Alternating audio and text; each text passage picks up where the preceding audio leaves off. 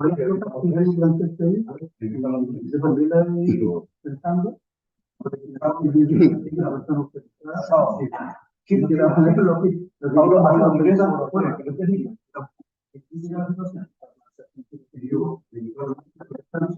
Yo planteo nada, porque yo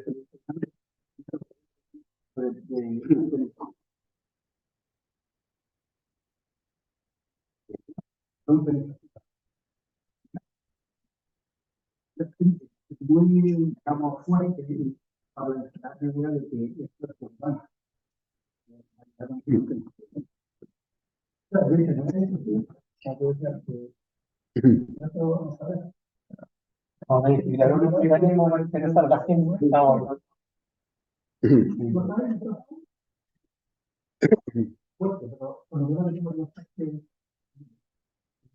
Reunión cóctel.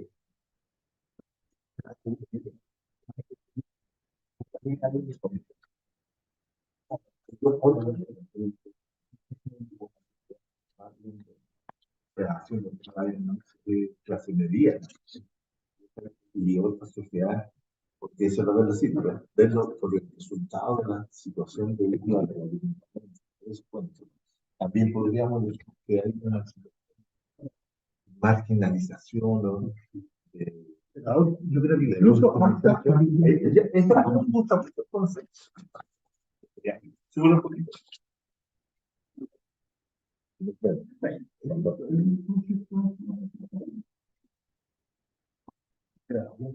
Bueno, buenas tardes a los presentes y a los amigos que estén viéndonos y que nos puedan ver a través del canal de YouTube que tenemos, el Centro de Estudios Francisco Bilbao. Hoy día estamos este miércoles recordando o queriendo plantear la discusión que tiene que ver con la doctrina Monroe.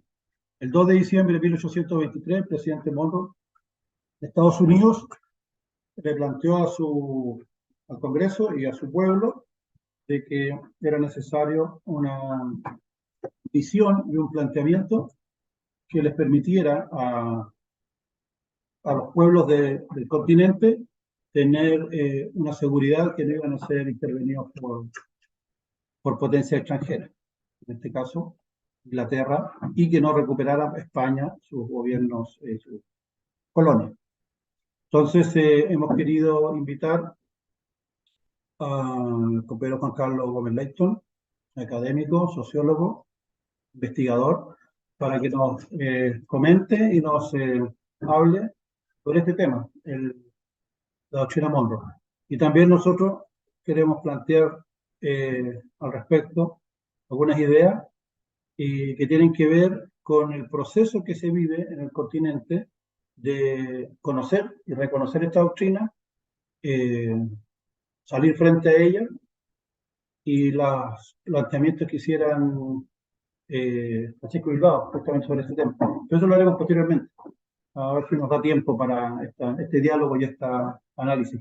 Así que dejo con usted a Juan Carlos Gómez Leighton, le agradecer su presencia, que nos haya acompañado esta tarde, para una vez más reunirnos como centro de estudio y iniciar este diálogo tan necesario que nos permita entender un tema específico de la dominación norteamericana, del imperialismo norteamericano, y desde ahí establecer la posibilidad de encontrar herramientas para enfrentarla en el día de hoy. Lo dejamos con Juan Carlos.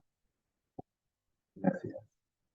Gracias al Centro de Estudios Francisco Bilbao, la oportunidad que me ofrecen de conversar sobre una doctrina que está cumpliendo 200 años de existencia. Como bien decía el compañero, fue en 1823 cuando el presidente Monroe, presidente norteamericano, plantea la idea que se ha resumido en una frase que dice América para los americanos, donde los americanos eran esencialmente los estadounidenses.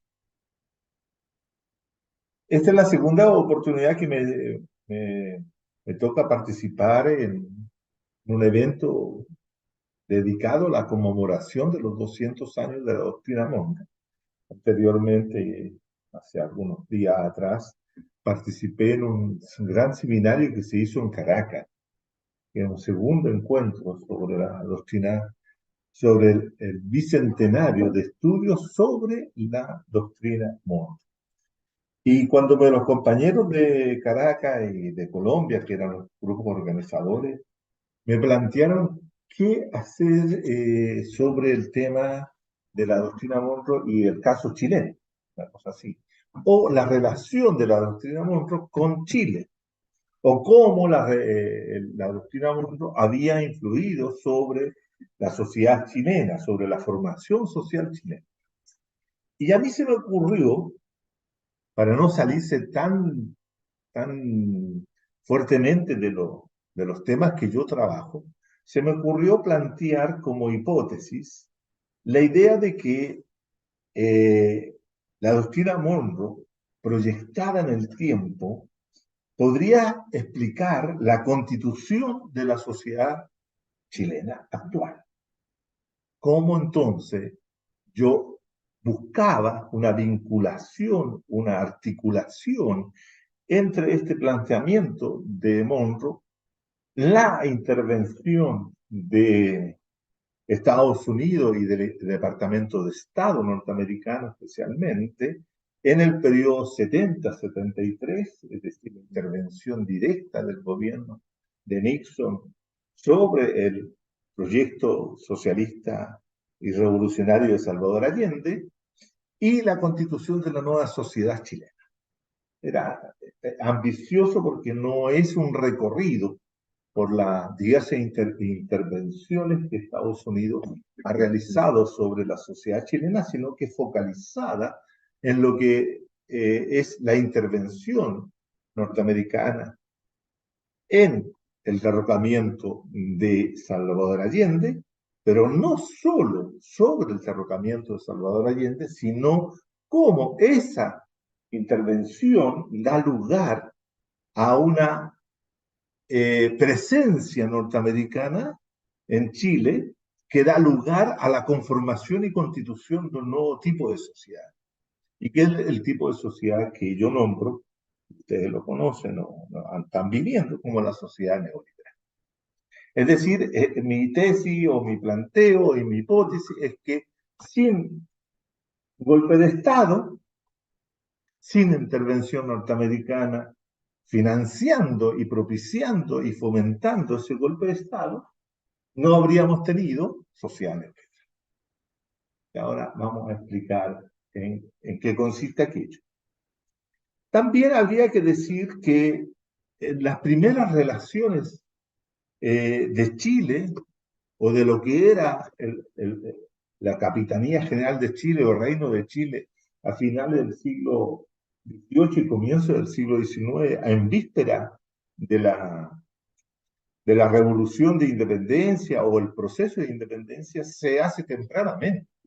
Chile establece relaciones de consulado con Estados Unidos o con las colonias recientemente independizadas en 1776 de Inglaterra, establece relaciones. ¿Y quien establece la primera relación es la Junta de Gobierno que dirige José Miguel Carrera? Él es el primero en establecer relaciones y nombra a un cónsul norteamericano, o llega a un cónsul norteamericano en representación de las 13 colonias a Chile. Tempranamente, estamos hablando de 1811, 1812. Es más, gracias a esa relación es que nosotros podemos contar con la primera imprenta nacional, porque la imprenta se trajo de Estados Unidos, o se trajo de las colonias de Norteamérica. Es decir, eso permitió traer la imprenta, que uno la puede ir a observar si quiere a la Biblioteca Nacional, está ahí, ¿cierto? Y esa se imprimió el primer periódico de la República de Chile, que era la Aurora de Chile, Aurora, que anunciaba el nuevo amanecer, ¿cierto? Dirigida por el fray Camilo. Posteriormente, de y esto es interesante señalar, posteriormente esas vinculaciones de José Miguel Carrera, ¿cierto?, con las colonias norteamericanas, se desplaza porque el gobierno de O'Higgins, ¿cierto?, después de 1818, gira en este ordenamiento del internacional, gira de Estados Unidos a Gran Bretaña. ¿Ah? Hay un giro. ¿Por qué? Porque O'Higgins se había formado, se había educado en Gran Bretaña, en Inglaterra, en Londres, y por lo tanto tenía un acercamiento mayor a esa cultura que a la de la norteamericana que comenzaba a emerger. Tan importante es que Cos Riveri, uno de los primeros ministros de Hacienda, fue el que contrató el primer empréstito de deuda externa chilena con Gran Bretaña. Bueno, de ahí en adelante, ¿cierto? Si nosotros seguimos la interpretación que hace Luis Vitale, podríamos decir que Chile se hizo colonia o semicolonia inglesa durante gran parte del siglo XIX. Pero eso no quiere decir que las relaciones con Estados Unidos hayan quedado de manera huérfano o despreocupada por el Estado chileno. El Estado chileno, curiosamente, manifestó una preocupación contraria y crítica en primer lugar, a la doctrina Montt. Y el primero en reaccionar, yo sé que puede causar un poco de alguna situación de tiritón, ¿no? Algo nervioso lo puede poner, de que el primero en reaccionar en contra de la doctrina Monroe fue Diego Portales. Nada menos que Diego Portales, el representante, el hombre máximo de la construcción del Estado de Chile, que por ahí anda la tesis de que todavía el fantasma de Portales anda dando vuelta por estos lados, y eso explica, según el profesor de las Chiles, ¿no? Se me fue el nombre, explica que haya ganado el rechazo, que haya ganado los republicanos, todo eso, porque es el fantasma de en cuanto a la expresión de autoritarismo, etc. Pero Portales manifestó en una carta a CEA que le parecía peligrosa la doctrina Monroe. Fundamentalmente porque la doctrina Monroe estaba planteando algo que era contrario a lo que es el principio de soberanía de las nuevas repúblicas o de las nuevas naciones que habían emergido en la sociedad latinoamericana. Porque Monroe quería casi apropiarse del mar Pacífico, del océano Atlántico, de los pasos, y por lo tanto Portales que tenía una idea de potenciar la marina mercante, de potenciar el comercio exterior. Portales tengamos presente que hace la guerra contra la Confederación Perú-Boliviana por querer dominar los mares, o sea, dominar los puertos, dominar el comercio, etc. Tenía una idea geopolítica potente y le parecía que Estados Unidos y esta doctrina no era conveniente. Fue el primero en reparar aquello. Sin duda, después vinieron otras que son las de Bilbao, pero eso yo se las dejo al compañero Muñoz, que va a ser el que se va a encargar de esa. Pero estoy diciendo eso, que la primera reacción es negativa de parte del gobierno chileno a la doctrina Monroe. Indudablemente que posteriormente, cuando ya comienza la decadencia de lo que es el Imperio Británico, fundamentalmente entre el periodo 1814, después de la Primera Guerra Mundial, hasta el 18, y comienzan a desaparecer los intereses comerciales de Inglaterra en esta zona comienza a ser reemplazada en tanto intereses comerciales, económicos, mineros, industriales, por los norteamericanos. Y los norteamericanos buscaban, obviamente como todo buen imperio, ¿cierto? Buscaba recursos naturales y buscó uno de los recursos que Chile había sido exportador durante el siglo XIX, pero que no había alcanzado mayor fuerza porque fue reemplazado por el salitre, que era el cobre. El cobre es de gran interés para la industria norteamericana, se explica por el proceso de industrialización intensiva que vive Estados Unidos después de la guerra de secesión, después de la guerra norte-sur, después de la guerra sobre la esclavitud. Hay un proceso intenso de industrialización del norte, más intenso del que había precedido, y por lo tanto requería recursos, entre ellos, ¿cierto? Comienzan a buscar recursos naturales, ya sea en México, Centroamérica, van bajando. Hay como un proceso de expansión del imperialismo norteamericano hacia América, bajando desde México hacia el sur, buscando específicos productos. Y Chile es elegido por los norteamericanos, por las grandes transnacionales, por grandes compañías que en ese momento comenzaban a levantarse para ocupar la explotación del cobre. Y el primer yacimiento de cobre que comienzan a explotar los norteamericanos es el yacimiento de cobre, el Teniente, en Rancagua. Ese fue el primero, en 1907. Posteriormente se van al norte, en 1910, 1912, Chuquicamata, y así sucesivamente se van distribuyendo las grandes minerales que durante aproximadamente, ¿cuánto? Serán 61 o 60 años, tomando del 10 hasta el 71, dominaron la producción, distribución y comercialización del cobre. Esa fue la principal intervención norteamericana durante el siglo XX. Una dirección fundamentalmente a controlar un recurso que para ellos y su proceso de industrialización era fundamental. Pero eso no quiere decir que no hayan tenido intervención política. También la tienen y también juega un rol fundamental cuando Chile le pide a Estados Unidos que sea árbitro en el proceso de paz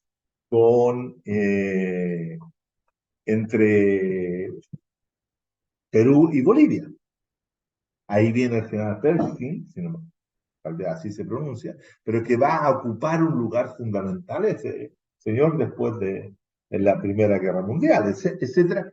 Hay una presencia norteamericana, hay presencia norteamericana también en la construcción de la compañía de vapores, en los ferrocarriles, aunque siempre los ferrocarriles se hicieron con tecnología norteamericana, pero por empresarios norteamericanos afincados en Chile.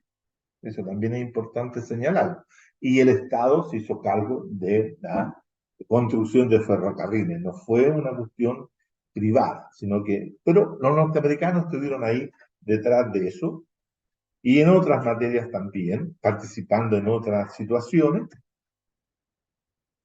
Tuvieron participación escasa, diría yo, en lo que es el fenómeno de los cambios políticos que se dan del 25 al 32, al 38, pero sí que le empezó a preocupar para el Departamento de Estado un elemento central, que a diferencia del resto de los países latinoamericanos, Chile comenzó a estructurar tempranamente un movimiento obrero organizado, pero sobre todo ese movimiento comenzó a constituir y formar un partido político revolucionario, o por lo menos que se planteaba revolucionariamente en esa época, que es el Partido Comunista. Fíjense que ese es un dato. Empezó a observar que la sociedad chilena, lejana, distante del resto del mundo, se constituía un partido comunista poderoso. Pensemos que el Partido Comunista finalmente llegó a ser el tercer partido más poderoso de Occidente, después del italiano, del francés y chileno.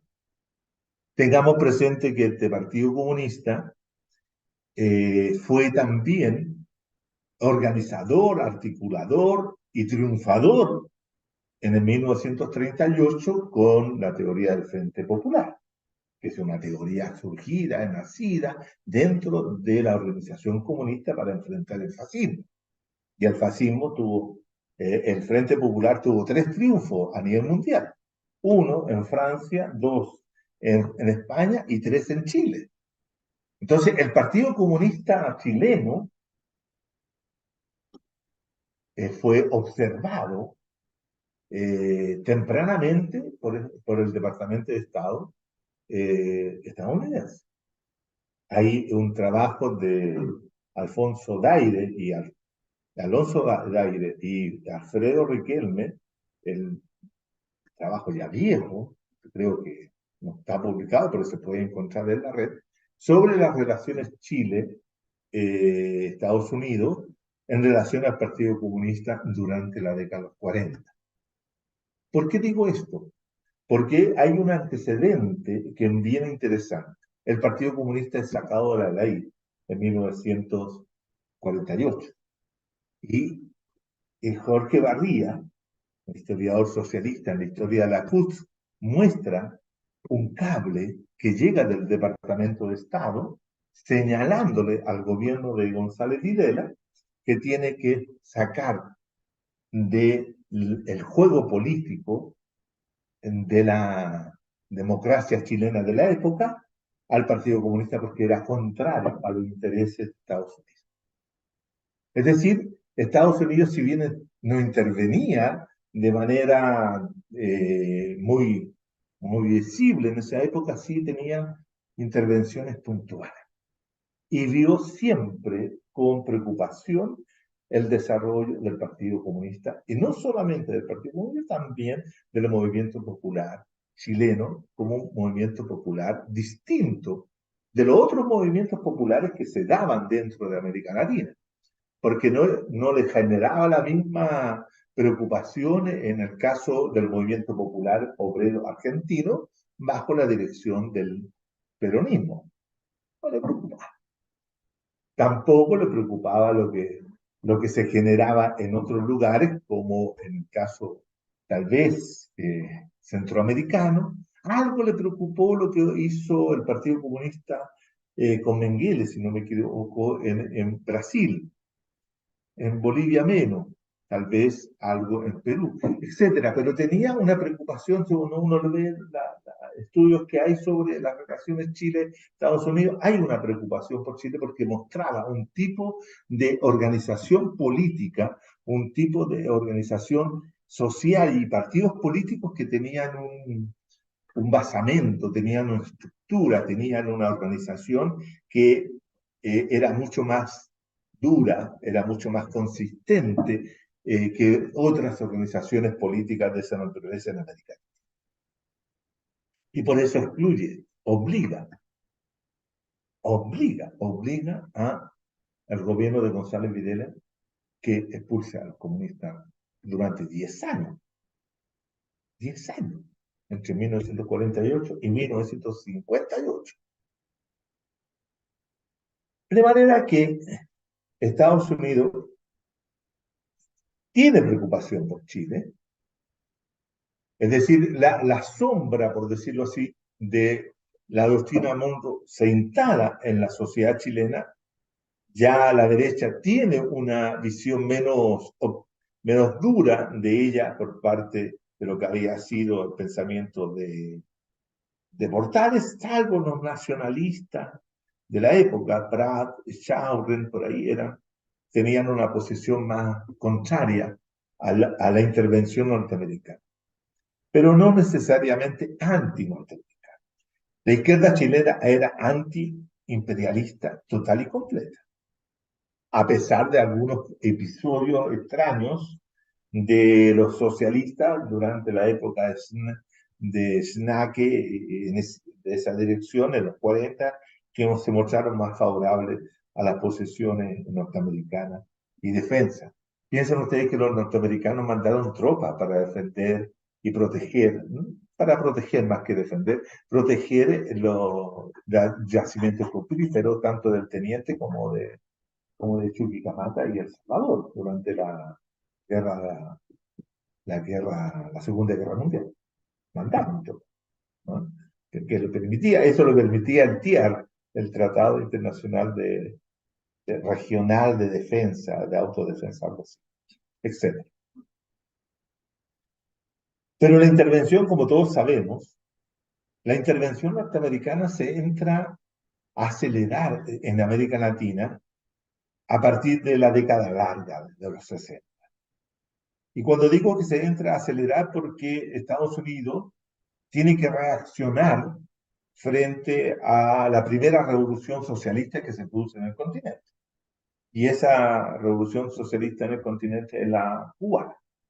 La cubana obliga a Estados Unidos, al Departamento de Estado, a tener una forma de actuar sobre América Latina, que no era solo la doctrina de Monroe, sino que la doctrina Monroe comienza a sufrir no modificaciones como destino manifiesto de Estados Unidos, sino que a tener hechos concretos.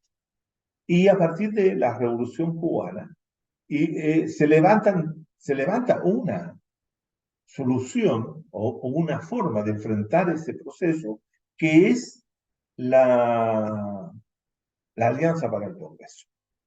La Alianza para el Progreso es la idea de Kennedy, de John Francis Kennedy, en su administración entre el 61 y el 63, de apoyar a América Latina, y realizar una serie de cambios estructurales que son comandados y establecidos incluso en concordancia con la CEPAL, con la Comisión Económica para América Latina, que estaba en Chile, su sede principal, y ahí estaba recién funcionando la CEPAL. Había sido una creación del año 47-50, y ahí se entregan la idea de que hay que hacer reformas estructurales para frenar, contener, detener el avance del proceso comunista en América. Esa es una doctrina de apoyo, que es lo que planteaba cuatro cosas fundamentalmente. La reforma institucional y política, es decir, introducir más democracia, supuestamente que según ellos existía, pero introducir democracia en América Latina, hacer una transformación global del agro, porque los norteamericanos interpretaron la revolución cubana como una revolución no proletaria, sino como agraria, una revolución agraria de mayor participación de los campesinos por sobre los obreros, y por lo tanto ellos consideraban que si América Latina tenía una distribución de mucha presencia agraria, había que detener a los campesinos. Bueno, el Che también contribuyó a eso porque quiso ir a Bolivia a mover a los campesinos bolivianos. Bueno, eso más tarde. Y la otra era un cambio de carácter educacional, que había que haber la reforma agraria, el cambio constitucional, el cambio educacional, que había que introducir a la gente a la educación y potenciar el desarrollo industrial a través de la cooperación estrecha entre Estados Unidos y el capital norteamericano y el capital latinoamericana. Solución que tiene elementos positivos, elementos negativos, por decir, da lugar al gobierno de Frei, de Eduardo Frei Montalva, al gobierno de la democracia cristiana en Venezuela y así sucesivamente. Pero también, conjuntamente con eso, desarrolla otro elemento que es la doctrina de la seguridad nacional. La doctrina de la seguridad nacional que expresa ya no la solución política y de cooperación en términos económicos, sociales y culturales, como era la Alianza para el Progreso, sino que la doctrina de la seguridad nacional tiene un componente militar, fundamental.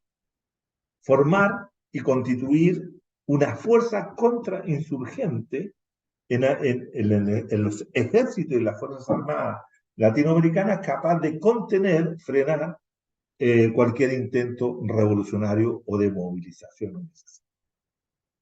¿Capta? Entonces, en ese aspecto, la doctrina de la seguridad nacional se manifiesta también en el año 64, igual que la, la de la reforma, la Alianza para el Progreso, cuando derrocan al presidente Joao Goulart. Joao Goulart es derrocado bajo la consigna de que estaba haciendo reformas que iban más allá de las estructurales, más allá de las permitidas por la reforma, por la Alianza para el Progreso.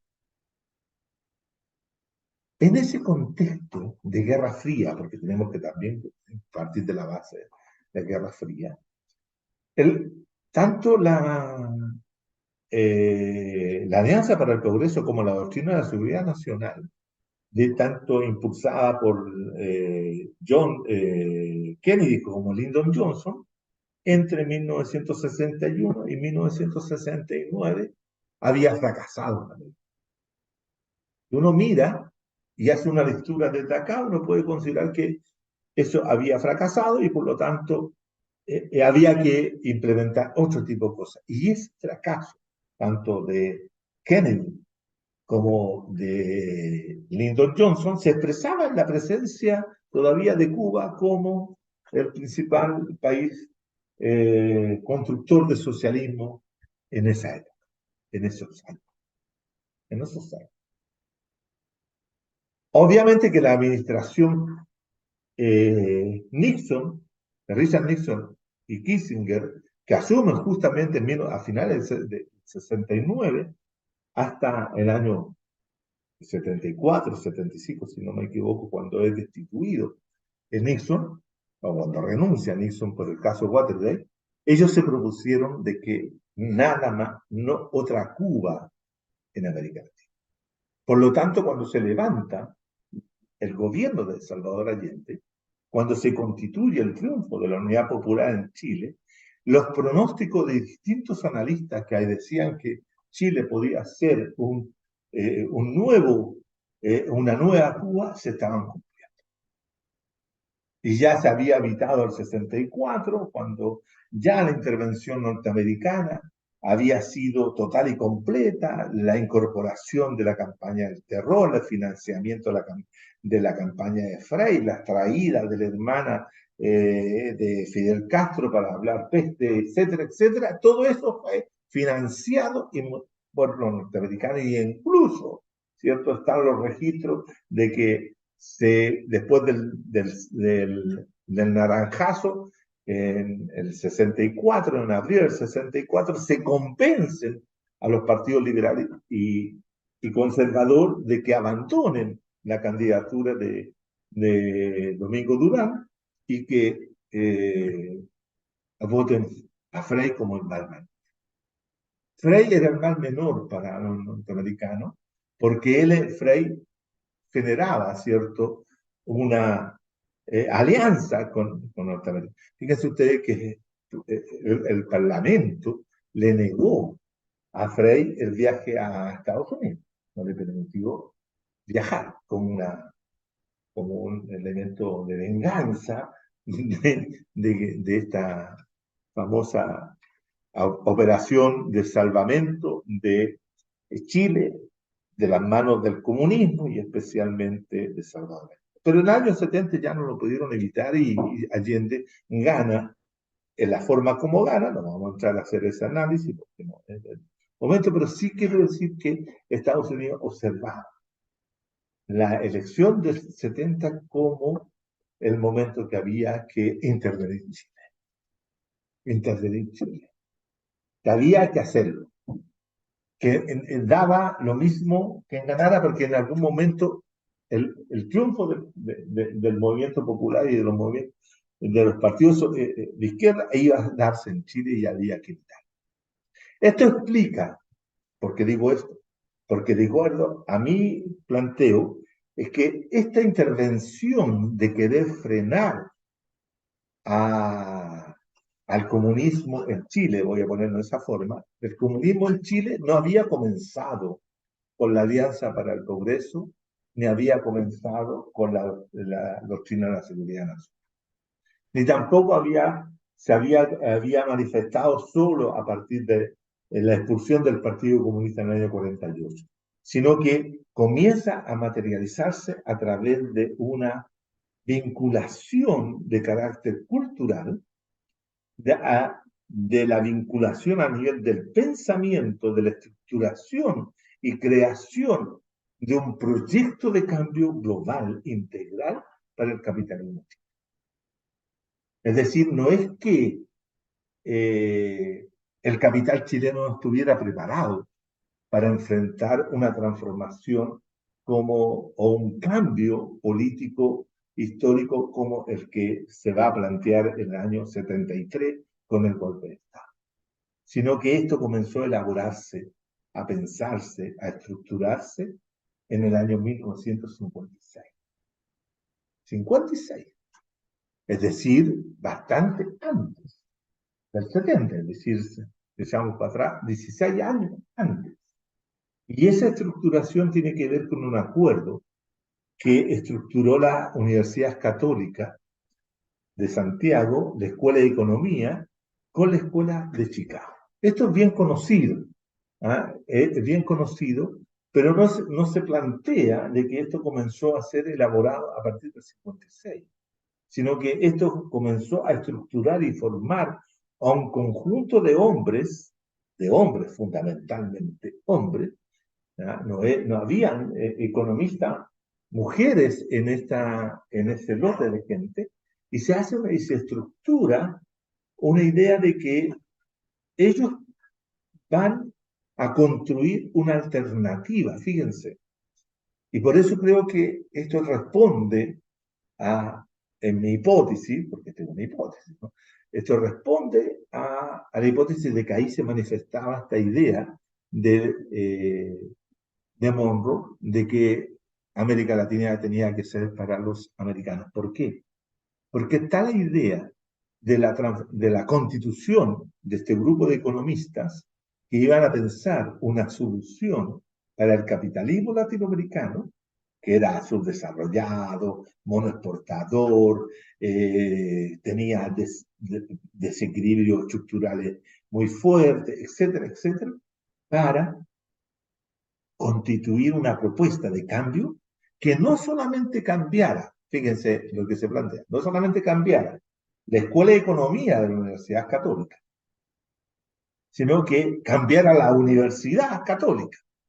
Y que no solamente cambiara la Universidad Católica, sino que cambiara la economía del país. Y esa transformación del país tenía que darse no solamente en Chile, sino que también tenía que darse en el resto de los países latinoamericanos. Es decir, también tenía que darse en todos los países latinoamericanos.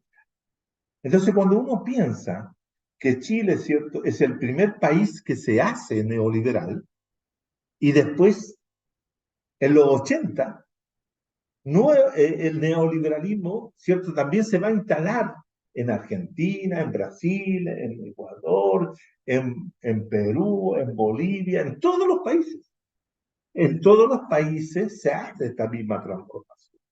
No es que se elija solamente a Chile y se quede encerrado en Chile, sino que la proyección continental del proceso de cambio lo van a pensar desde Chile para todo el mundo.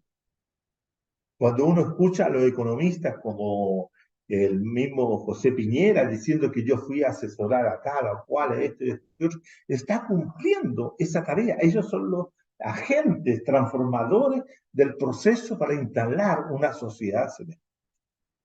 Todo el proceso que se da entre 1956 y 1973 es de preparación, de construcción, de discusión, de formar a los sujetos que van a hacer esa transformación. De ahí van a salir los principales ministros de Estado del gobierno militar o de la dictadura militar. Todos ellos van a hacer parte de este proceso. Y cuando ellos se plantean, no se plantean la idea de que nosotros le damos, no era, quiero marcar la diferencia, no era una misión CLEMSAC, por ejemplo, la misión CLEMSAC es una misión económica contratada por el gobierno de Carlos Ibáñez del Campo en los años 50, a finales de 50, para mejorar, modificar, controlar la inflación, porque era el gran problema que existía en la época, era el tema de la inflación. Entonces querían modificar, controlar la inflación, y por lo tanto llaman a una misión que tenía, pero fracasa y se va. No es eso. Este proyecto es mucho más profundo, es mucho más de largo alcance. No es un proyecto que mira un solo gobierno. ¿Y qué es lo que pasaba? Que no habían tenido, ¿cierto?, la recepción política en ninguna parte, porque no se había dado una inflexión, no se había dado un corte, no se había dado una ruptura de tal magnitud como fue la ruptura del 73. La ruptura del 73 es un quiebre, es un parteaguas, si ustedes quieren, en la historia política nacional que divide a la historia chilena entre la historia republicana pre-73 y después del 73.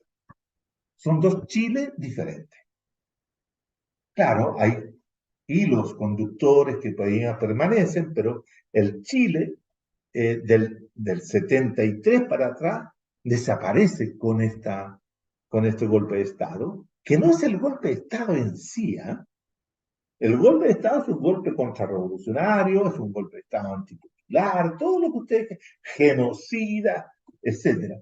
Pero la transformación que implementan este grupo de economistas conocidos como Chicago Boys, ¿cierto? A partir del año 75 en adelante, es otra cosa. Es otra cosa. Es la transformación total de la estructura del capitalismo nacional. El capitalismo nacional no es idéntico al anterior.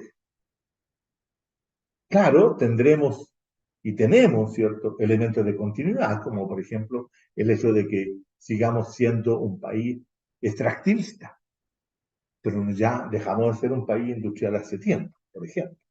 Y se define a la economía como una economía mercantil financiera, dominada por el capital mercantil y dominada por el capital financiero. Hay una decisión de construirla de esa manera, pero al mismo tiempo, como la dictadura fue de 17 años, pero ustedes piensen que viene otro elemento de intervención tremendamente significativo, la intervención política, ya no económica, de la construcción de un régimen político que tiene que ser defensor de esa nueva estructura social, de esa nueva estructura económica, de esas nuevas formas culturales que se han construido. ¿Y quién interviene en eso? Estados Unidos, nuevamente. Pero ya no los economistas, sino los politólogos. Y los politólogos norteamericanos son los que van a construir la teoría de la democracia, teoría de la transición del autoritarismo a la democracia, en la cual, cierto, van a poner todos unos elementos en que cómo debiera ser la democracia post-autoritaria. Entre esa teoría de la transición y los planteos teóricos de la constitución política del 80, elaborada por Jaime Guzmán, y la idea de la democracia protegida, hay elementos de encuentro y que se refuerzan y se hacen poderosos para constituir la institucionalidad política que tenemos hace 30 años, 90 o antes del 80 hasta la fecha. 40 y tantos años, es la misma estructura. Y eso también está documentado y establecido como Estados Unidos genera, ¿cierto?, una estructura política, incluso cuando se crea el binominalismo y el bipartidismo engañoso. En Chile tiene la idea de reproducir el sistema de partidos norteamericanos. Partido Republicano, Partido Demócrata, acá la derecha y el centro derecha representada. Pero todos defendiendo lo mismo, es el punto. Con la exclusión de todo aquello. En Estados Unidos todos sabemos que existen partidos de izquierda, pero los partidos de izquierda nunca tienen figuración política ni parlamentaria porque no alcanzan. Acá también tenemos partidos políticos de izquierda durante todos los años que hemos tenido democracia protegida o democracia esta transitiva. pero nunca han tenido posición dentro del Parlamento. La izquierda que tienen, la izquierda neoliberal, pero esa para mí no cuenta. Estoy hablando de la otra izquierda. Entonces se dan cuenta cómo el golpe de Estado, el convenio de la Católica del 56, la creación de la teoría de la transición a la democracia por Smith, O'Donnell, que era, a pesar que era argentino, vivía en Estados Unidos, y desde allá articularon eso. Todo eso permitió la constitución, ¿cierto?, de eh, la sociedad neoliberal que tenemos hoy día, que es una sociedad que si ustedes la comienzan a comparar, y esto yo lo he hecho, comparar, por ejemplo, con la sociedad norteamericana, nosotros somos una sociedad norteamericanizada en muchos aspectos. ¿Qué es lo que significa norteamericanizar? Significa adoptar el modelo de comportamiento y actitudes tanto culturales o de consumo o pautas de consumo que tienen los norteamericanos. Y eso hoy día los chilenos somos cada vez más norteamericanizados. Por eso alguien dijo por ahí, si no mal recuerdo, que era Nicanor Parra, que nosotros habíamos vivido modernización, una modernización no con M de moderno, sino con M de McDonald's. Porque es la forma que nosotros nos sentimos que cada vez estamos más cerca de lo que es la sociedad norteamericana que otras sociedades. E incluso también el difundo, digamos, publicista del modelo neoliberal, Eugenio Tironi, en uno de nuestros libros, creo que en El sueño de Chile, también lo planteó de que nosotros éramos una sociedad norteamericana. O sea, es lo que Monroe buscaba. Si uno quiere pensar a 200 años, Monroe logra, ¿cierto?, hacer que una sociedad por lo menos se le acerque a Estados Unidos. Vean ustedes gente que defiende a Estados Unidos, que admira a Estados Unidos, que difunde a Estados Unidos como lo mejor de todo. Tenemos un CNN chileno, donde tenemos un analista, un periodista que lo único que siempre manda la imagen por la televisión de que Estados Unidos a él lo transformó y lo hizo, que es Fernando Pausa. Fernando senador Estados Unidos. Y así, en las escuelas de contratación, como la Escuela de Ciencia Política de las Católicas, de la Universidad Diego Portales u otras, prefieren a politólogos, sociólogos formados en universidades norteamericanas, ¿no? Porque les da calidad, o se entiende que les da certificado de calidad. Entonces, nosotros tenemos una neocolonización que no es europea, que no es francesa, sino que es norteamericana. Y incluso Tironi, en El sueño de Chile, llega a sostener que nosotros para lograr que esta revolución conservadora neoliberal, como él la llama, tiene que terminar, por ejemplo, con el gremio de los profesores. Y lo dice claramente, pueden buscar. Este es un dato para los profes. Lo pueden buscar porque dice claramente de que los profesores son un obstáculo para terminar el proceso de norteamericanización de la sociedad chilena. O sea, a 200 años Monroe puede estar tranquilo. Pero más tranquilo puede estar porque esa norteamericanización también va a comenzar ahora con el señor Milei en Argentina, que ya fue a saludar a Biden. Bueno, ¿para qué decir? Si el chiquillo este que tenemos en la moneda también lo fue a saludar y también es como el abuelito, ¿no? Entonces, y lo vemos, y lo vemos, lo vemos. No hay ruptura con la norteamericanización que vive el país. Bueno, si dolariza la economía argentina, Milei ya se va como el segundo país que tiene su economía dolarizada, porque Correa hizo una revolución ciudadana, pero no terminó con la dolarización de Ecuador. Y así sucesivamente pueden ir incorporándose otros, lo cual hace de que Monroe está vivo y vigente. Ese es el tema. Y peor todavía, tenemos escasos movimientos antiimperialistas hoy día. Tenemos mucho. Y en Chile, ¿para qué decir? Muy poco. Gracias.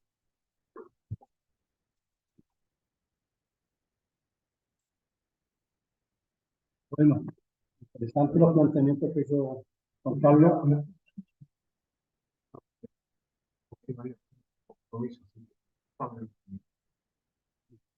Interesantes los planteamientos que ha expresado Juan Carlos, que indudablemente nos llaman a reflexionar con respecto a la potencia que tenía esta idea, este proyecto eh, fundador de una forma de gobernar que configura el imperio norteamericano, ¿cierto? Y que ha permitido que tengan la potencia y la capacidad de permanecer en el tiempo y que a 200 años, si bien es cierto, ha tenido tensiones, ha tenido ejemplos de referencia anti-monroísta, pero a lo menos en esta parte del continente se mantiene bastante fuerte, aún teniendo la presión inminente de Rusia y China como potencias emergentes que se hacen presentes cada vez más en la economía, sobre todo el espacio, en lo que significa China. Eh, para agregar o para complementar lo que plantea Juan Carlos, que tiene que ver con el presente, cómo estamos ahora, yo quisiera invitarlos a visualizar el por qué sucede esto, o intentar una respuesta de saber, intentar vislumbrar qué significa esta doctrina Monroe para nosotros, los latinoamericanos o los nuestroamericanos, y entonces tener una posición, tener este planteamiento en base a una posición en la esfera geopolítica mundial. Para eso intentaré hacer una pequeña visión de lo que es la doctrina Monroe, los textos, el destino manifiesto, buscar la raíz de ese destino manifiesto y la expresión concreta en los primeros años, con William Walker y la invasión a Centroamérica, y posteriormente la respuesta que hay también de parte de un chileno que a nosotros por lo menos nos representa en algunos aspectos, que tiene que ver Francisco Bilbao y su respuesta ahí. Entonces yo me quiero plantear que el texto que se da el 2 de diciembre tiene una historia anterior, es una historia permanente del gobierno, no solamente el gobierno que triunfa en la Revolución Norteamericana, sino que del espíritu. Hay un espíritu que ronda este espacio continental, porque realmente es un continente. Siendo la colonia inglesa en un principio relativamente pequeña, menos de un tercio de lo que hoy día es, logra expandirse rápidamente, en 50 años, llega a expandirse a lo que nosotros conocemos ahora. Y más, porque podemos dejar un punto de suspensivo hasta dónde puede llegar en cualquier momento, con alguna otra colonia, con alguna otra propiedad que ellos pretendan arrogarse tener, como por ejemplo son los paseos permanentes de altos militares norteamericanos por nuestro país, el continente, para instalar la idea de que nuestros recursos naturales en realidad son de ellos y ellos son los que lo tienen que aprovechar. O sea, es permanente esta situación. Dice Monroe que, comillas, un principio referente a los derechos e intereses de los Estados Unidos es que los continentes americanos, por la libre e independiente condición que han adquirido y que mantienen, no deben ser en lo sucesivo considerados como sujetos a colonización por ninguna potencia europea. Debemos, por consiguiente, al candor y a las amistosas relaciones existentes entre los Estados Unidos y estas potencias, declarar que consideraremos cualquier intento por su parte de extender su sistema a cualquier porción de este hemisferio como peligroso para nuestra paz y seguridad. Lo que dice Monroe en esta declaración es que el pueblo norteamericano, porque hay que decirlo así, esta esta doctrina tiene mucha popularidad en la nación norteamericana, ellos se han planteado mantener y sujetar lo que ya tienen y lo que posiblemente puedan tener. Y para ello le han dicho a todas las potencias, especialmente Inglaterra, de este pastel no van a comer, básicamente. Hay que decir. No tan solo de España, porque ya España ya se sabía que a los años 20 era muy difícil, intentarían volver, de hecho recuperaron lo que es República Dominicana, intentarían volver, recordemos que tenemos una guerra anterior, en los años 60, 1860, un bombardeo al Valparaíso por la escuadra española, por una pelea que tuvieron con Perú, pero era el intento de volver hacia el continente, a recuperar el continente. Eso siempre hay que mantenerlo presente. Pero para Estados Unidos era el mantener esta propiedad, este espacio, que nos dice que nos van a cuidar de un potencial enemigo que nos quiere invadir, o de alguna potencia que quiera establecer una colonia en el continente. Pero en los primeros años de la doctrina Monroe hay expresiones concretas de invasiones. Francia en 1838, la primera invasión o pequeña ataque. Las Malvinas también, que fueron usurpadas por Inglaterra, y otros pequeños espacios, sobre todo de Inglaterra, que quería ocupar algunas islas de la costa hondureña, y la verdad que Estados Unidos nunca hizo nada al respecto, no estableció ningún tipo de sanción. De hecho, ellos, los gobiernos, nuestros gobiernos, le pedían ayuda a Estados Unidos, y él se mantenía neutral en esos aspectos. Entonces, dice Leandro Morgenfield, uno de los autores más jóvenes que hace poco sacaron un libro en Claxo sobre este tema, la doctrina Monroe, que en primer lugar, la doctrina Monroe no es una doctrina, ni su autor intelectual es Monroe, porque fue John Quincy Adams, realmente el ideólogo de esta doctrina. ¿Ah? No reconocida formalmente por el resto de los países, jurídicamente no tiene ninguna validez internacional. No tiene ninguna validez internacional, pero se ocupa todos los días. Pero todos los días nos están diciendo que nadie puede venir aquí, ni chino, ni ruso, ni el que sea. Y el que pretenda tener alguna independencia, como han sido los gobiernos de Chile, bueno, tendrán unos resultados que todos conocemos. Gregorio Seltzer, un gran investigador argentino-mexicano, periodista, pero más que nada un investigador de la intervención norteamericana en América, habla directamente de una pseudo-doctrina, ¿no? De una pseudo-doctrina, o sea, no tiene una validez jurídica. Y en realidad él ha catalogado y ha investigado, diría, miles de páginas con las diversas intervenciones que hizo antes de ser independiente, las colonias unidas del norte, ¿no es cierto? Lo que las colonias inglesas, antes de ser independientes, ya estaban interviniendo, sobre todo con la parte más cercana a ellos, lo que es Cuba, ¿no es cierto? Lo que es el Caribe, lo que es México, ya estaban interviniendo. Entonces Gregorio Seltzer nos habla de una pseudo doctrina, y Carlos Pereira, un mexicano que fue también a principios del siglo XX, que todas las investigaciones sobre la doctrina Monroe lo mencionan a él, un gran investigador, plantea que habla de un mito de la doctrina Monroe, ya que a su entender es una manifestación indiscutible de la fuerza, porque es lo que ellos quieren mostrar, que tenemos fuerza, siendo que todavía Estados Unidos era débil, pero aún así tenía una potencia naciente en sí misma que le permitía decir, en este espacio no se van a meter. Esta es entonces una manifestación indiscutible de la fuerza del naciente poderío de Estados Unidos, pero que responde en realidad a un mito generado por la diplomacia yanqui, que esconde los verdaderos intereses que están detrás de estas declaraciones. Claro, porque evidentemente es una declaración de que va a proteger, pero lo que está haciendo es proteger sus intereses. Y en realidad lo que está diciendo, y todos lo sabemos, es América para los norteamericanos. Eso es lo que quieren ellos establecer. Quizás en ese momento no tenían tanta fuerza, los primeros años de las primeras décadas del siglo XIX, pero rápidamente se harían de todo el continente norteamericano. Los Estados Unidos, con respecto al destino manifiesto, porque hay que unir esto al destino manifiesto. ¿Qué significa el destino manifiesto? ¿Qué es esta frase?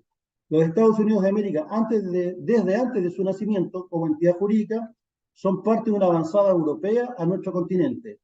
Es el sueño de una nueva tierra de promisión en que el aspecto religioso jugará un papel determinante, ya que las reformas protestantes, los cambios políticos en Inglaterra la creación de la Iglesia Anglicana, entre otras causas, hacen que sectores radicales busquen otros espacios en donde practicar su peculiar visión de la religión. Los llamados padres fundadores son grupos sectarios puritanos que han sido expulsados de la Inglaterra calvinista y llegan al continente americano, a las colonias inglesas, alrededor de 1630. Una de las más importantes bases teológicas es la predestinación enseñada por Calvino. Y aquí viene una parte interesantísima, por lo menos para nosotros que somos la tradición católica, ¿no? Con respecto a la protestante. En Europa, producto de la partición del mundo católico por Martín Lutero y su proclama, ¿no es cierto?, de que tenía relativamente ciertos avances, lo que permite es que una concepción del mundo en la cual este hombre tiene un diálogo directo con Dios a través de la Biblia, le permite ser más libre, tener más libertad. Nosotros, nuestra tradición católica, cristiano-católica, tenemos un mediador, que es el sacerdote, que nosotros nos confesamos con el sacerdote, nosotros tenemos un diálogo con el sacerdote. En cambio, el protestante tiene directamente una relación con él. Y eso es muy importante porque lo libera de trabas, deja la mente abierta para hacer lo que mejor saben hacer el espíritu, por lo menos el espíritu anglosajón, hacer negocios, el espíritu inglés, buscar la industria, ser proactivo. Entonces, ¿para qué sirve esto? Esto es para diseñar una estrategia de ocupación territorial y de enfrentar el espacio y sociedades que se encuentran en su camino de carácter continental. Ellos llegan al continente americano y lo intentan ocupar rápidamente. En muy pocos años se reproducen mucho, rápidamente son una gran cantidad, eliminan al pueblo indígena y se apropian del espacio. Entonces están determinados por la providencia a ocupar y hacer producir todo el vasto continente que Dios les ha proveído. Eso es fundamental. O sea, ellos están obligados por la providencia, están mandatados por la providencia a ocupar el espacio, a hacerlo producir. En cambio, en el espacio nuestro, español, o colonial español, es otra forma de enfrentar el mundo. Es una forma distinta, en la cual el español trata de no trabajar mucho y tener esclavos indígenas. Ahí viene la famosa, la encomienda, viene la hacienda, viene el trabajo semi-esclavo, que hasta, qué sé yo, 1960 en Chile todavía se podía ver en algunos lugares en el campo gente que trabajaba por el plato de comida. La servidumbre existía todavía, o sea, un largo proceso de semifeudalismo en América Latina, la que se llama América Latina. Bueno, este avance es del este al oeste, o sea, de la pequeña franja que era de la costa atlántica hasta los montes Apalaches, hasta 1770, 1780, rápidamente van ocupando, no es muy largo de explicar, van ocupando todo el continente de este a oeste. Pero al mismo tiempo, en su mentalidad, ellos consideran que también deben ocuparlo de polo a polo. O sea, empezar en el polo norte, pasar por el Istmo de Panamá y terminar en el polo sur. Ese camino yo creo que todavía evidentemente continúa. Ellos de otra manera, con otros elementos, pero ellos evidentemente son dueños o pretenden ser dueños de todo el continente.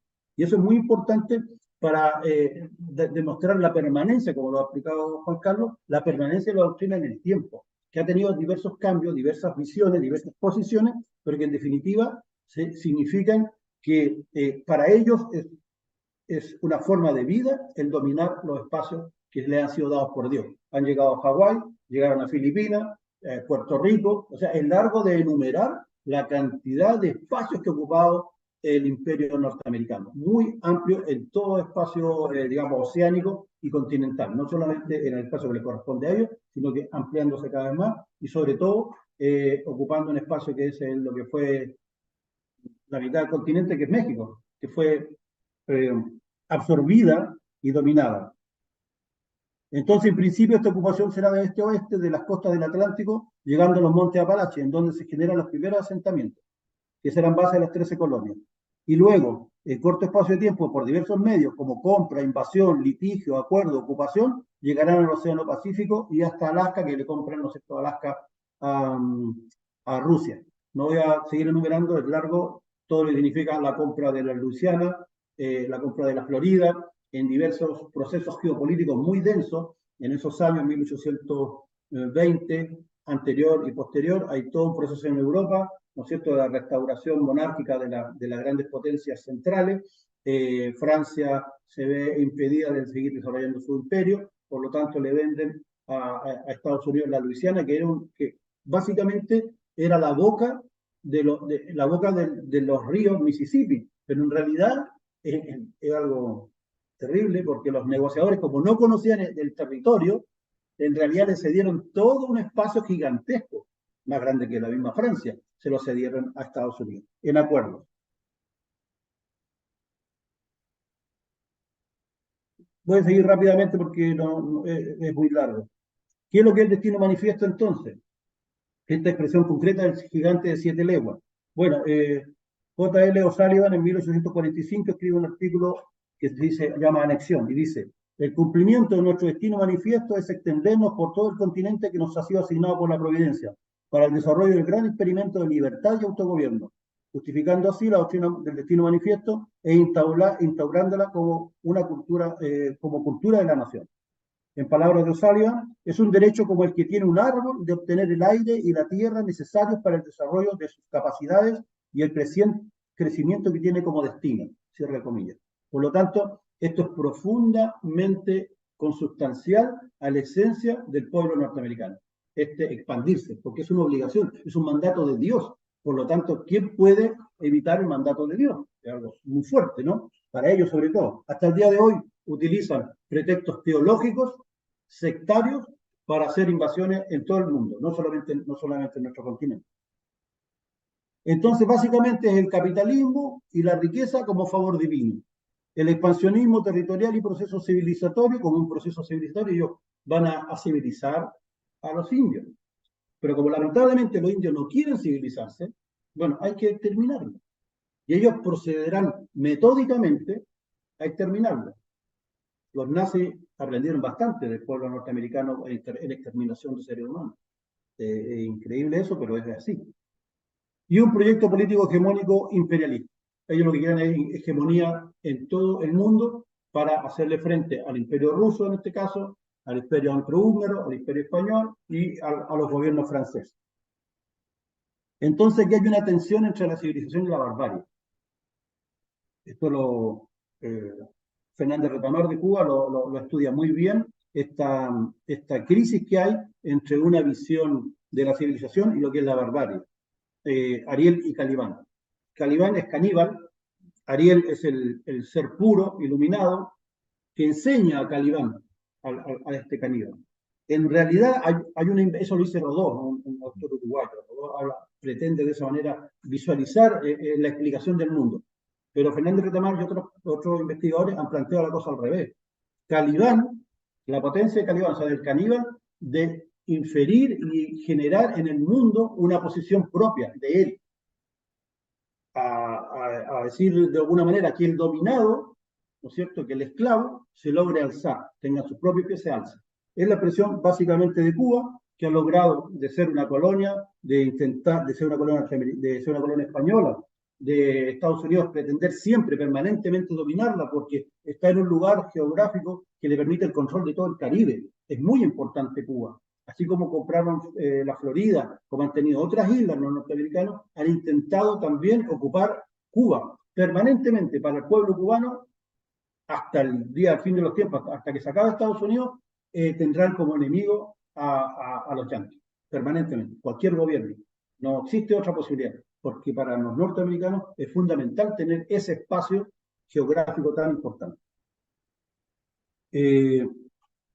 Bueno, ¿y quiénes son las voces que se alzan hasta esta situación? Básicamente hay muchos, pero te quiero mencionar a uno, el más importante para nosotros en ese periodo histórico, Simón Bolívar, que le dice al general Campbell en una carta en 1829, a pocos años de la doctrina Monroe, o sea, está muy cercano. Dice la frase que por todos conocida: los Estados Unidos parecen destinados por la providencia de plagar a la América de miserias en nombre de la libertad, por la providencia. Ellos se autoinfieren que la providencia lo ha ordenado, ¿no es cierto?, dominar el mundo, darles libertad. Hasta el día de hoy siguen luchando por la libertad en todo el mundo, los norteamericanos. Pero gracias a eso han sembrado de muerte todos los continentes. Bueno, y entonces, ¿cómo se expresa esto? En 1847, estos pioneros, nosotros no lo hemos visto tanto en las películas de vaqueros, porque Estados Unidos ha tenido la grandeza, la habilidad de generar un sentido común para todos nosotros, desde muy jóvenes, de entender el mundo como lo piensa un vaquero, entender el mundo como lo piensa John Wayne. O sea, yo soy un solitario, una persona castigada por la vida, luchador, emprendedor, que emprende un camino largo, ¿no es cierto?, hacia un destino que está, hacia un tipo de riqueza en la cual debo enfrentar al enemigo. El enemigo natural son los indígenas, para lo cual hay que matarlos, hay que exterminarlos, hay que acabar con ellos, porque la verdad es que yo tengo un destino mucho más importante. Bueno, eso es lo que imbuía a miles de norteamericanos pobres que necesitan irse al oeste a buscar riqueza. Puede ser la plata, puede ser el oro, puede ser las tierras, puede ser el algodón. Entonces ellos van buscando este camino, este destino.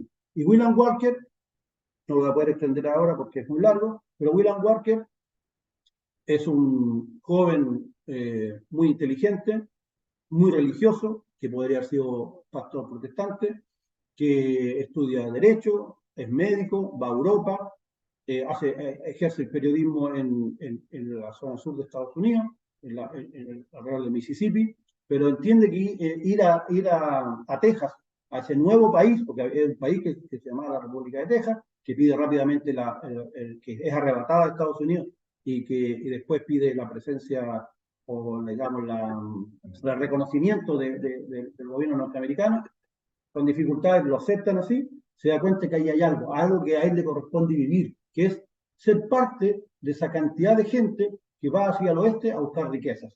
Porque más que un aspecto monetario, que lo es absolutamente, es cumplir con este destino, ¿no es cierto? Y va hacia digamos, el oeste, llega a California. En California participa en un intento de tomar Sonora y Baja California, que todavía estaban en poder y todavía se mantienen en poder de México, fracasa, esto es 1853. Pero ya en 1855, al existir la situación de que el camino desde la costa atlántica al Pacífico era muy peligrosa por tierra, prefieren ellos viajar a través de los puertos del sur de Estados Unidos, pasar por Panamá o por Nicaragua y llegar a California. Eso, hay una empresa que se dedica a eso, Vanderbilt, que hace acuerdos con el gobierno nicaragüense, pero hay mucha crisis en Centroamérica. Son países que están en formación, que hay muchos líderes, tanto conservadores como liberales, que se pelean los terrenos, en realidad se pelean los fondos, por así decirlo en chileno, y esta gente en permanente conflicto necesitan hombres fornidos, inteligentes y capaces, que son los norteamericanos, y no así los indígenas y los mestizos de Nicaragua y Centroamérica. Entonces ellos eh, piden ayuda a estas personas. Y llegan allá diversos ¿cómo estos aventureros, se llaman filibusteros. Bueno, para hacerlo corto, este espacio es derrotado por William Walker. Pero en ese trayecto, William Walker eh,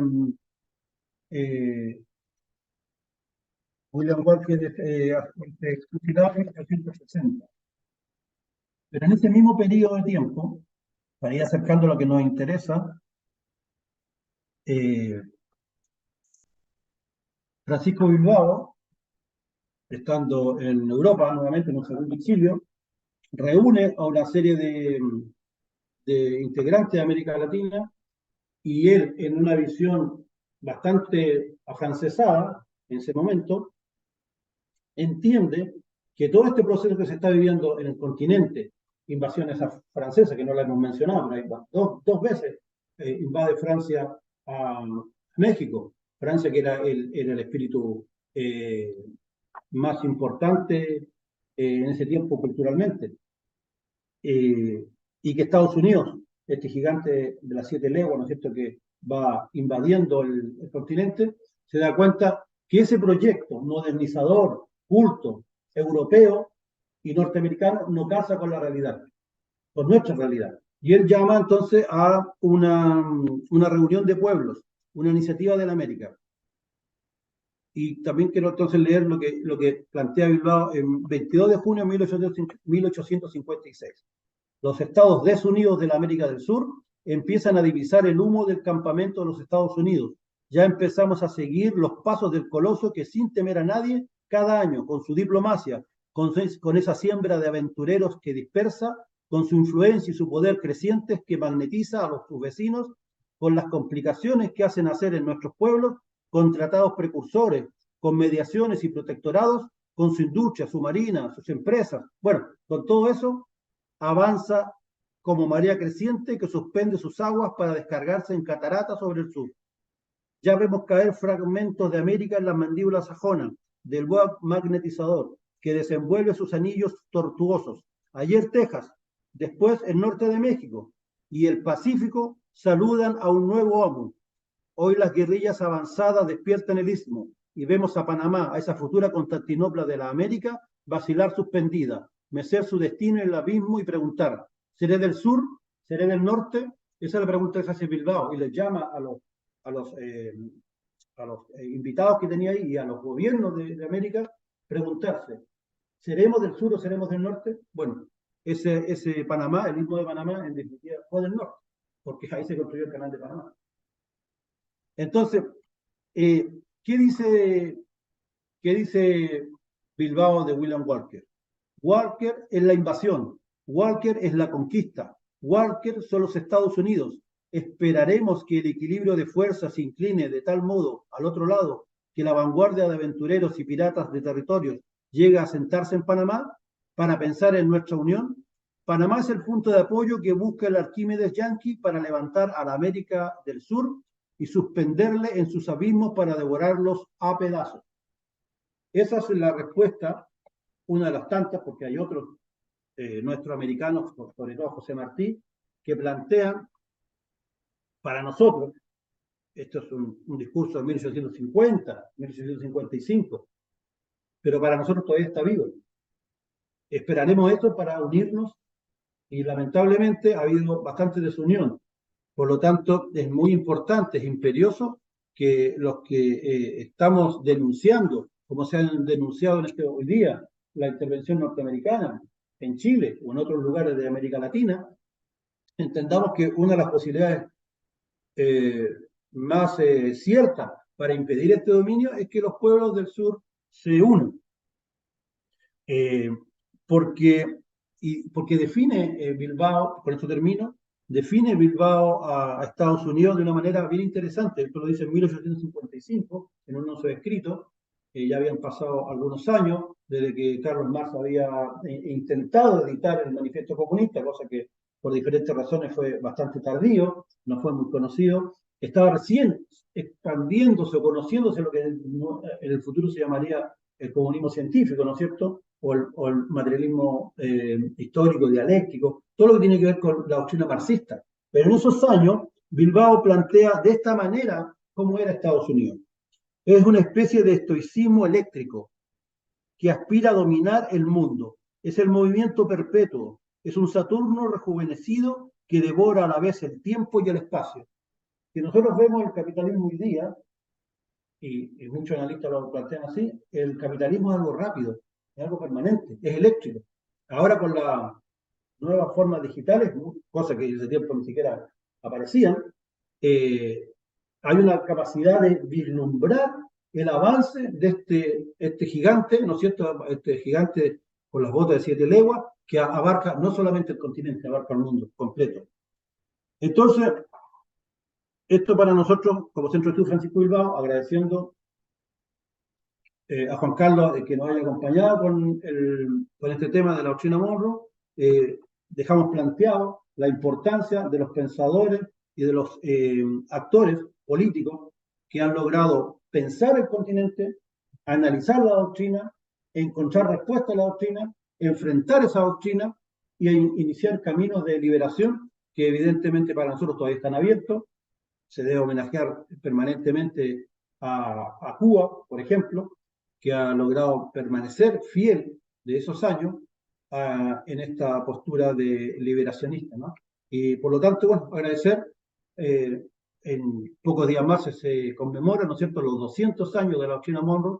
Nosotros pretendemos realizar alguna acción para que esta sea conocida, acercarnos al centro de poder para plantearles que han sido perpetuamente, desde que se ha inaugurado y antes, causa de malestar, de dolor, de sangre para nuestros pueblos, y que es obligación de los patriotas del continente de buscar caminos de liberación para eso. Así que muchas gracias, agradecemos a los que nos han visto, esperamos continuar con estas tareas y próximamente estaremos continuando con estos diálogos. Muchas gracias.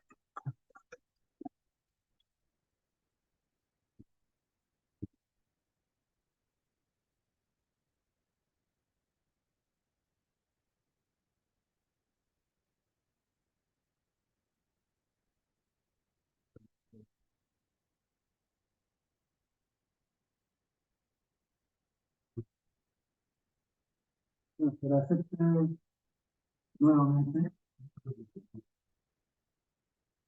No, pero por los tiempos.